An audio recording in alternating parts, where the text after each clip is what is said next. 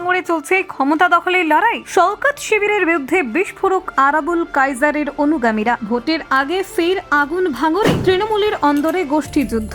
জেলা সভাপতির বাড়িতে যাওয়া নিয়েই হামলা। ভাঙড়ে তৃণমূলের ঘরে ঘরে অশান্তি। অদূত মোল্লার বাড়িতে হামলার অভিযোগে তোলপাড় তৃণমূল শিবির। শওকত বনাম কাইজার। ভাঙড়ে তৃণমূলের পুরনো দ্বন্দ্ব নতুন করে এলো চর্চায়। ফেসবুকেই যুদ্ধ ঘোষণা। ভাঙড়ে তৃণমূলের গোষ্ঠী দ্বন্দ্ব এলো প্রকাশ্যে। উন্নয়নের সংলাপ নাকি গোষ্ঠীর সংঘাত? ভাঙড়ে অস্বস্তিতে জেলা নেতৃত্ব। শওকতকে কোঅর্ডিনেটর করতেই কি বাড়লো গোষ্ঠীর সংঘাত? দেখুন, ভোটের মুখে আবার উত্তপ্ত হয়ে উঠেছে ভাঙড়ের রাজনৈতিক পরিস্থিতি।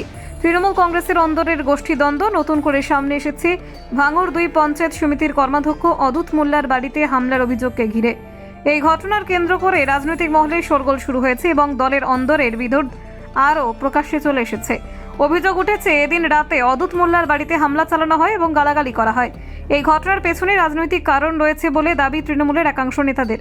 সোশ্যাল মিডিয়ায় পোস্ট করে তারা জানিয়ে দিয়েছেন ঘটনার সূত্রপাত জেলা সভাপতি শুভাশিস চক্রবর্তীর বাড়িতে যাওয়াকে কেন্দ্র করে।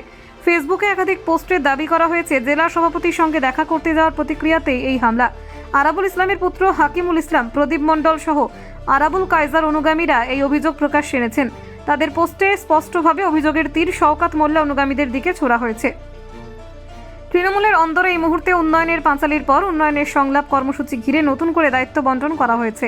বড় থেকে ছোট নেতাদের নির্দিষ্ট দায়িত্ব দেওয়া হয়েছে জানিয়ে ভাঙড়ে নতুন করে অস্বস্তি তৈরি হয়েছে।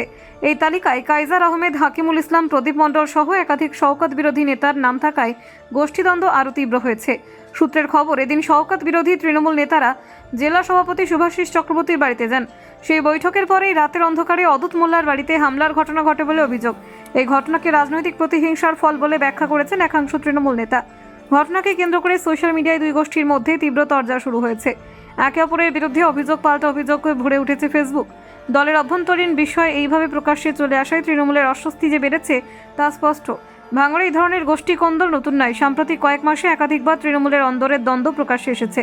উপর মহল থেকে একাধিকবার একসঙ্গে চলার বার্তা এলেও বাস্তবে সেই ছবি বদলায়নি বলে মত রাজনৈতিক মহলের। এদিকে ভোটের আগে হাতে সময় খুব বেশি নেই, আর কয়েক মাস পরে বিধানসভা নির্বাচন। তার আগে এই ধরনের ঘটনা জেলা নেতৃত্বের চিন্তা বাড়িয়েছে, ফলে দলের ভিতরে শৃঙ্খলা ফেরানো এখন বড় চ্যালেঞ্জের। ভাঙড়ের পাশাপাশি 4টি বিধানসভার নতুন কোঅর্ডিনেটর হিসেবে সম্প্রতি বড় দায়িত্ব পেয়েছেন ক্যানিং পূর্বের বিধায়ক শওকত মোল্লা। ভোটের আগে তার এই দায়িত্ব পাওয়ায় গোষ্ঠীদ্বন্দ্বের পারদ আরও ছড়িয়েছে বলে মনে করছেন অনেকে।